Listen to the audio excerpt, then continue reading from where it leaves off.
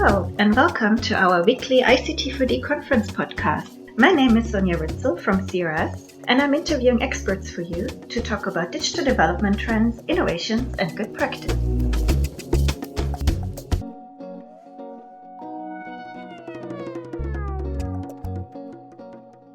Today I have the pleasure to speak with Anthony Makumbi in Uganda about digital transformation, IT priorities, and digital skills.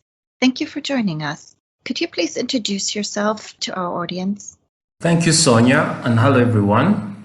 We are all talking about digital transformation, and the issue of digital skills is something we cannot ignore. My names are Anthony Makumbi. I work as the Chief Technology and IT Solutions Director for Shared Action Africa, a non-government organization that operates in 24 countries. I am a social entrepreneur and also part of several professional advisory groups globally that support organizations transitioning through such times. Thank you. The pandemic is forcing humanitarian response and development agencies to support their programs and partners at a distance and their colleagues in working remotely from the safety of their homes. That really emphasizes the need for digital transformation. How has the pandemic accelerated this progress and changed your overall use of digital technology so far at your organization in Uganda? The pandemic has forced the humanitarian response and development agencies to a new digital business model that we are all trying to embrace. As an organization, 2 years ago, we embarked on a digital transformation journey across the business as part of our 5-year strategy with an overall goal of reducing the cost of operations, increasing knowledge transfer, and increasing our resource mobilization drive. We started with areas that would directly reduce costs by enabling staff to work from anywhere so that we could cut our operating costs that were pretty high. Though the issue of remote working was not a core part of our plan, we had a few people doing so. We had already integrated technology in some of our program delivery approaches, like digital curriculums for interventions to do with capacity development. Our roadmap was such that within 5 years of the strategy, we would have covered 100% of the program support processes.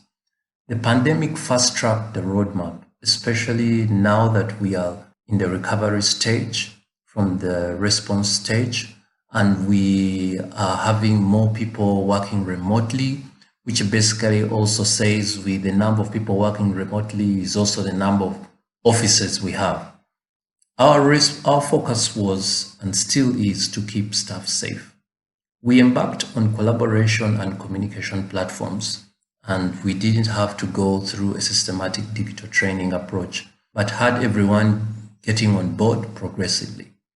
We had a few issues that I'm sure many have faced and could be facing, particularly on how to handle yourself on such platforms.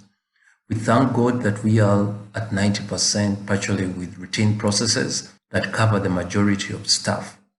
As we embark on the restoration stage, we should be able to handle other areas that directly impact partners and our direct beneficiaries.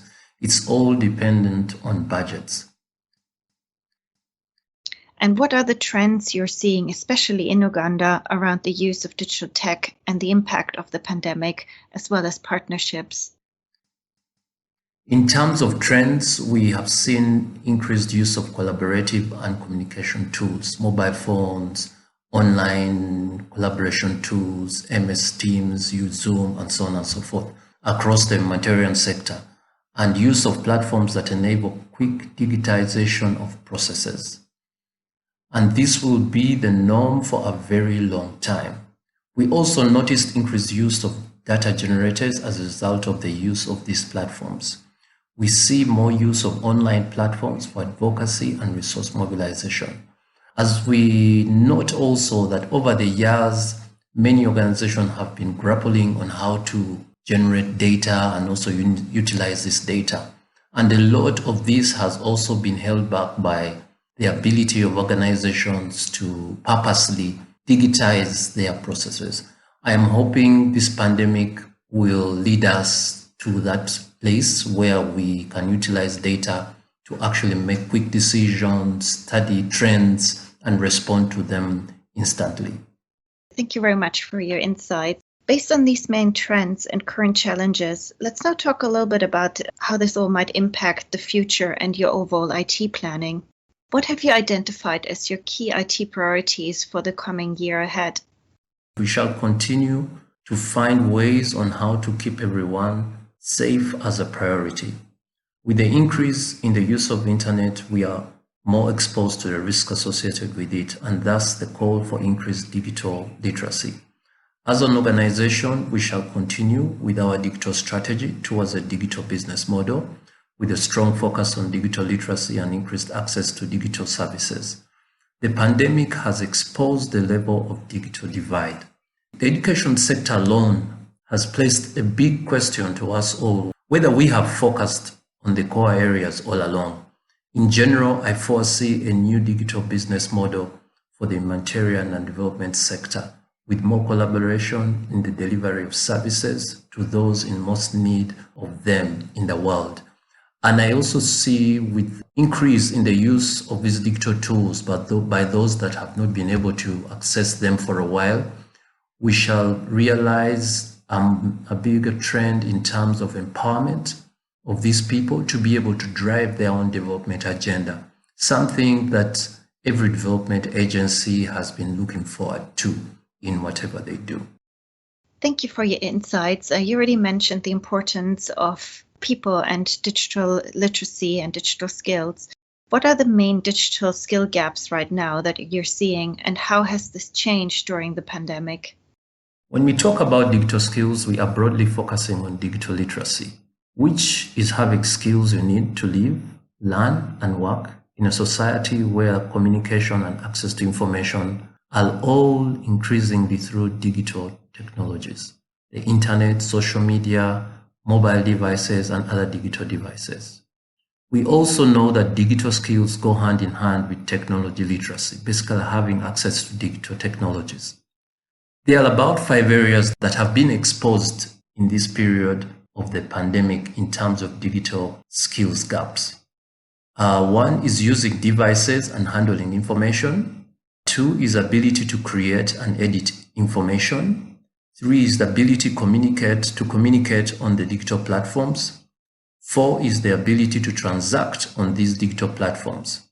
And 5 is the ability to remain safe and responsible online.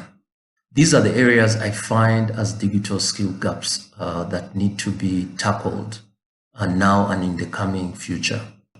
How can the development and humanitarian sector become more inclusive and support a global digital capacity building to further local leadership? In the education sector, we have close to 70 to 80% of students in the developing world left out through online schooling. I think it's time we collectively and deliberately integrated digital literacy through the programs we design and deliver across the world as humanitarian organizations, and further lobby donors to directly fund programs that have a component of digital inclusion, particularly in education and health for a start. For a more standardized and inclusive approach, the policymakers need to come up with policies that support this agenda, and development agencies need to push for these policies to be developed and operationalized. I believe with these policies, other development players like corporates or providers of these technologies will be able to include this section of the global population that has been left out into their plans, which is currently a challenge because of their business models. It's a collective action among different players. For example, for online schooling, the cost of the technologies that enable these services is still unaffordable. I'm hoping big players like Microsoft, Dell, HP, Apple, and the telecoms can be able to respond to this call. I see some models that can make this happen with these big players to make this a reality. Why education? Because it's the entry point of transformation in any society. Thank you. Thank you very much. That's been a wonderful interview, and I wish you a great rest of your day. Thank you. And thank you all out there for tuning in. More information about our upcoming podcasts and webinars can be found on our website, ictconference.org. Hope you will join us again next week.